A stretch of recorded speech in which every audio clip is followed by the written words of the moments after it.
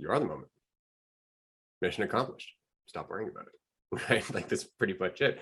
Logan, I got a question for you.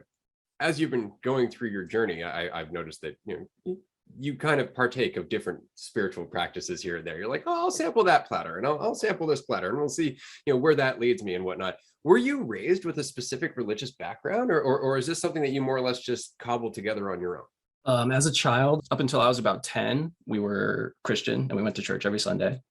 So I was raised with a religious, like, moral background, which I actually do think helped me in a way, in an interesting way.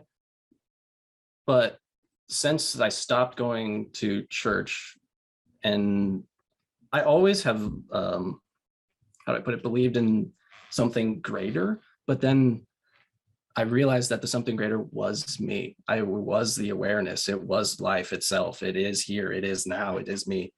And so, yeah, that was really big. And it actually has changed a lot of my family dynamics because my family also doesn't really resonate with religion anymore.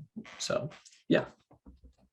That's amazing. I was raised Roman Catholic, and I know Andrew was raised in Christianity as well. And it seems to be a common thing on this continent specifically. I mean, all over the world, of course, because Christianity couldn't help themselves in terms of converting everybody they could possibly find at knife point sometimes. But I think it's interesting that there are so many positive messages within religion. And I know anybody listening to this right now is going to go, did Ray just say there's positive messages in religion? And yes, I did, despite, some of my issues with the practice of religion keeping us from the God it promises to get us closer to.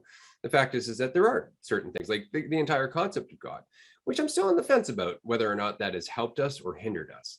Does teaching a child about God get it closer to God or disconnect it from God? And I've been wrestling with that for a while, because on the one hand, I remember learning about God as a kid going, yeah, that's amazing. But that's when I started looking for help. That's when I started looking for protection. That's when I started thinking like somebody's got my back, and I stopped being as responsible. Right. And so I'm curious, how much of your religious background do you still hold on to? Because I noticed you mentioned it as a moral background, right?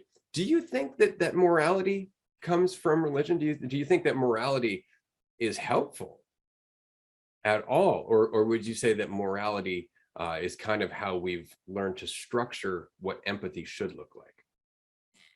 I think you're the latter statement. I think morality is structured in a way that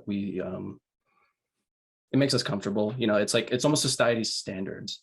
And I say religious morality because it's taught that way. It is a religious morality. There's different forms of it, I think. And religion teaches you one way of it. And I think you touched on a really good point about how religion does have good things to say in it.